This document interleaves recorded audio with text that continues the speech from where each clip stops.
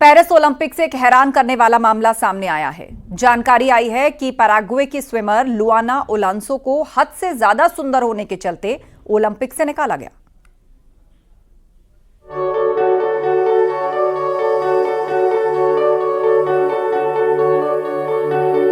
खेलों का महाकुंभ ओलंपिक 4 साल में एक बार आता है। हर बार किसी न किसी एथलीट की सुंदरता के चर्चे रहते हैं। क्या किसी की हद से ज्यादा सुंदरता उसके लिए मुश्किल खड़ी कर सकती है? क्या किसी की सुंदरता दूसरे खिलाड़ियों का ध्यान भटका सकती है, जिससे वो अपने खेल पर ध्यान ही न लगा सके? पेरिस ओलंपिक में एक ऐसी अजीबोगरीब मामला सामने आया है। ये है दक्षिण अमेरिकी देश पैराग्वे की स्विमर लुआना ओलांसो, जिनकी सुंदरता के चर्चे इंटरनेट पर जोरों शोरों से चल रहे हैं। लेकिन क्या उनकी यही सुंदरता उनके करियर पर भारी पड़ गई? लुआना ओलांसो सोशल मीडिया पर काफी एक्टिव रहती हैं, जिससे वो समय समय पर अपने फोटो और वीडियोस भी अपलोड करती हैं। जानकारी के मुताबिक ओलांसो को ओलंपिक विलेज में कमरा खाली करने और ओलंपिक छोड़कर वापस अपने देश लौटने को कहा गया। एक रिपोर्ट के मुताबिक ओलंपिक में भाग लेने पहुंचे पैराग्वे के खिलाड़ियों ने संबंधित अधिकारियों से लुआना की सुंदरता को लेकर शिकायत की थी। खिलाड़ियों का कहना है कि लुआना इतनी खूबसूरत हैं कि वो खेल पर ध्यान नहीं लगा पा रहे हैं। पैराग्वे के खिलाड़ी के साथ मौजूद अधिकारियों को लगा कि लुआना की सुंदरता खिलाड़ियों पर भारी पड़ सकती है। अगर खेल पर ध्यान ही नहीं लगा तो मेडल जीतने की उम्मीद पूरी नहीं होगी। इसके बाद लुआना को वापस घर भेज दिया गया। हालांकि इस पर लुआना ओलांसो का पक्ष भी सामने आया है, जिसमें उन्होंने कहा कि उनको न हटाया गया है और न ही बाहर किया गया है।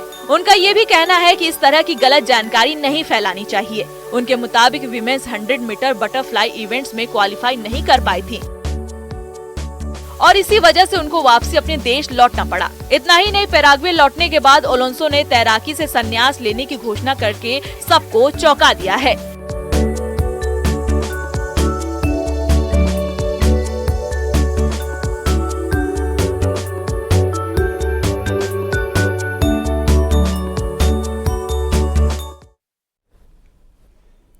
आगरा में परिवार परामर्श केंद्र में पति पत्नी के विवाद अक्सर सामने आते हैं, लेकिन अब यहां आने वाले फरियादियों को बड़ी सुविधा मिलने जा रही है। यहां हाईटेक परिवार परामर्श केंद्र का भवन बनाया गया है।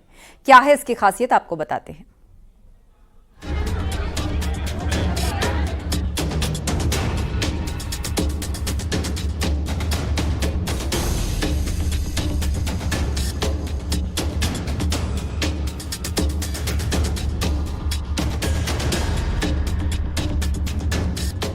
आगरा के परिवार परामर्श केंद्र में पति पत्नी के अजीबोगरीब मामले सामने आते रहे हैं। शादी को बचाने के लिए यहाँ दंपतियों की काउंसलिंग होती है। कई मामले सुलझ जाते हैं, लेकिन जो नहीं सुलझते वो कानूनी प्रक्रिया के तहत चलते रहते हैं। अभी तक पुराने परामर्श केंद्र में काउंसलिंग खुले में होती थी, जिससे लोग खुलकर अपनी बात नहीं रख पाते थे। लेकिन अब फरियादियों को हर सुविधा मिलने जा रही है। उसके लिए हाईटेक परिवार परामर्श केंद्र बनाया गया है। पुलिस कर्मियों के लिए ट्रेनिंग हॉल बनाया गया है। आगरा में परिवार काउंसलिंग सेंटर का जीर्णोद्धार हुआ है। अब ये परिवार काउंसलिंग सेंटर आगरा की परेड ग्राउंड में खास तौर से बनाया गया है।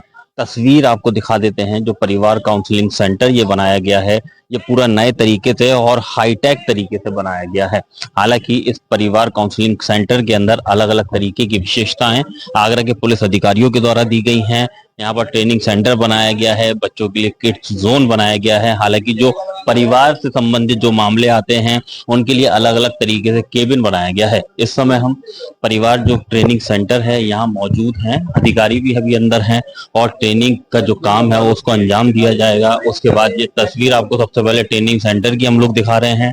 ट्रेनिंग सेंटर के अंदर अलग अलग तरीके से यहाँ पर बैठकर जो पुलिसकर्मी होंगे, जो पुलिस के जवान होंगे, वो पूरी तरीके से गाइड की जाएगी। सामने जो बड़ी स्क्रीन आप देख रहे हैं, वो बड़ी स्क्रीन पर पूरी तरह से जो पुलिसकर्मी होंगे उनको समझाया जाएगा। देखिए, ट्रेनिंग सेंटर का मुख्य उद्देश्य ये रहेगा कि डेली बेसिस पे रूटीन वाइज शेड्यूल करते हुए हम यहाँ पर ट्रेनिंग चलाएंगे। विभिन्न प्रकार की ट्रेनिंग चलेंगी, जैसे कई सारी ट्रेनिंग्स इसमें नए जो कानून है उसके संबंध में रहेगी। कई सारे कोर्ट के ऑब्जर्वेशंस होते हैं, उस पर रहते हैं। नए लॉज आते रहते हैं, उस पर रहेगी। तो निरंतर हम प्रयास करेंगे कि इसमें हम ट्रेंड लोगों को बुलाएं। इसमें जो पेडागॉजी कोर्स किए हुए हमारे पुलिस के लोग हैं वो आए, प्रोफेसर्स आए, जिसमें हमारी पुलिस की फोर्स अपडेटेड रहे पहले परिवार परामर्श केंद्र की काउंसलिंग पुलिस लाइन के प्रशांत मेमोरियल हॉल में होती थी, लेकिन भीड़ ज्यादा होने की वजह से पुलिस अधिकारियों ने नया परिवार परामर्श केंद्र भवन बनाने का आदेश दिया था। सामने काउंसलिंग रूम बनाया गया है और इस काउंसलिंग रूम के अलग अलग केबिन बनाए गए हैं। 8 केबिन इस काउंसलिंग रूम के अंदर बनाए गए हैं, जिससे कि अलग अलग जो काउंसिल होगी वो इसी रूम के अंदर होगी और उसके अलावा जो काउंसलर्स बैठे होंगे वो इसके अंदर बैठे होंगे। जो पति पत्नी के बीच विवाद होता है उनको यहाँ पर बैठ के सुलझाया जाए। हालांकि खास बात यह है कि यहाँ पर सेफ्टी का खासा ध्यान रखा गया है कि अगर किसी परिवार का कोई मामला है या कोई झगड़ा है, किसी को कोई खबर ना हो। यही वजह है कि इसको पूरा पैक करके बनाया गया है। इस परिवार परामर्श केंद्र का मुख्य उद्देश्य ये रहेगा, हमारा पूरा प्रयास रहेगा कि परिवार आपस में साथ रहें और FIR लिखाने का जो ऑप्शन है वो हम लास्ट रखें। तो मेजर फोकस हमारा काउंसलिंग पे है। कई बार हमने पुराने परिवार परामर्श केंद्र में ये ऑब्जर्व किया कि चूंकि कॉमन जगह पे काउंसलिंग होती है तो वहां पे परिवार के लोग जिनके बीच में विवाद रहता है वो खुल के बात सामने नहीं रख पाते, मुखर नहीं हो पाते। इसी चीज को ध्यान रखते हुए ये क्यूबिकल्स टाइप के बनाए हुए हैं, जिसमें लोग काउंसलर से सीधे बात करके, अपनी प्राइवेसी भी उनकी भंग नहीं होगी और वो सीधे सीधे बात करके अपनी बात रख सकेंगे। छोटे बच्चों को ध्यान में रखते हुए भी ये हाईटेक परामर्श केंद्र बनाया गया है। इतना ही नहीं, उनकी देखभाल के लिए पर्याप्त इंतजाम भी किए गए हैं। ट्रेनिंग सेंटर के सामने किड्स जोन बनाया गया है। ये किड्स जोन उनके लिए होगा जो महिला पुलिसकर्मी हैं, जो उनके छोटे छोटे बच्चे हैं, जो काम करने में जो बच्चे उनको परेशानी करते हैं, तो उनको सुबह से शाम तक इस किड्स जोन के अंदर रखा जाएगा। और खास तौर से यहाँ पर जो आया है वो उनकी देखभाल करेंगी। बच्चों के लिए खाने पीने की व्यवस्था यहाँ की जाएगी, फ्रूट्स और उसके अलावा चॉकलेट्स, फ्रूट्स ही इसके साथ ही साथ यहाँ बच्चों को दी जाएगी। हमारी पुलिस फोर्स में भी यहाँ पर लगभग 1000 महिला कर्मी हैं, जिनके छोटे बच्चे हैं, जिनको ड्यूटी करने में समस्या होती है। कई लोगों के घर पे बहुत देखने वाला कोई नहीं है, तो ये उन कर्मियों के लिए भी है जिनके छोटे बच्चे हैं। वो सुबह 9 साढ़े 9 बजे अपनी ड्यूटी आवर से पहले यहाँ के अपने बच्चे को छोड़ जाएं। उसके लिए हम यहाँ पर 2 प्रोफेशनल OPs या IR रखेंगे, जिनको हमने ट्रेंड कराया है डिफरेंट क्रचेस में, जहां पर वो ये क्रच चल रहे हैं। और उसके साथ साथ जो परामर्श केंद्र में जो कपल्स आएंगे जिनके छोटे बच्चे हैं, जो उनको हैंडल करने में जिनको दिक्कत होती है, वो भी अपने बच्चों को यहाँ पर उस पीरियड के लिए छोड़ सकते हैं। इस परिवार परामर्श केंद्र के भवन को परेड ग्राउंड के पास बनाया गया है, जहां लोगों को अपनी समस्या के समाधान के लिए बड़ी सुविधा मिली है। आगरा से न्यूज़ 18 के लिए कामिर कुरैशी की रिपोर्ट।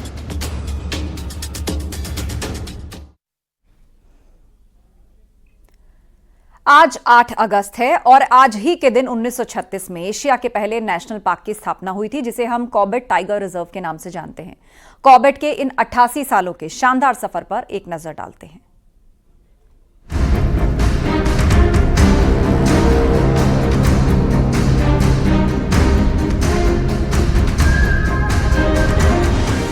देश में 1 अप्रैल 1973 को बाघ बचाने के लिए प्रोजेक्ट टाइगर लॉन्च किया गया, जिसमें बाघों को संरक्षित करने का पहला जिम्मा भी कॉर्बेट पार्क को दिया गया, जिसे कॉर्बेट पार्क ने बखूबी निभाया है। यहाँ साल 1976 में 57 बाघ थे, जो अब बढ़कर 260 हो गए हैं। देश के 55 टाइगर रिजर्व में यहाँ सबसे ज्यादा बाघ हैं, जिनका घनत्व भी दुनिया में सबसे ज्यादा है।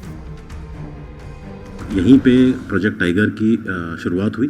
उसके बाद आज अगर बाघ का नंबर देखें, चाहे घनत्व देखें, उन सब में कॉर्बेट टाइगर रिजर्व नंबर 1 है। तो इस तरह से जो अग्रणी जो पोजीशन है कॉर्बेट की, वो लगातार मेंटेन्ड है।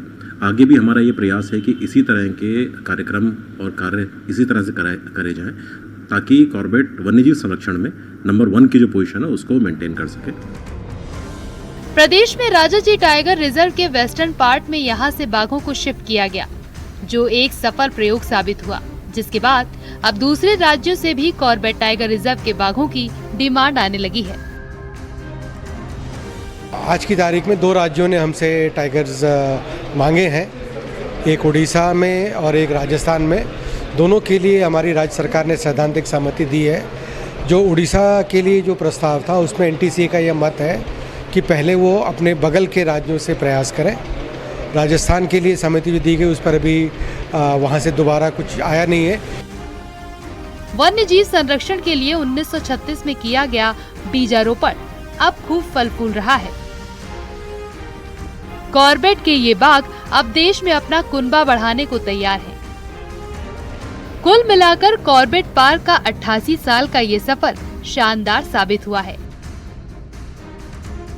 न्यूज़ 18 के लिए रामनगर से गोविंद पाटनी की रिपोर्ट।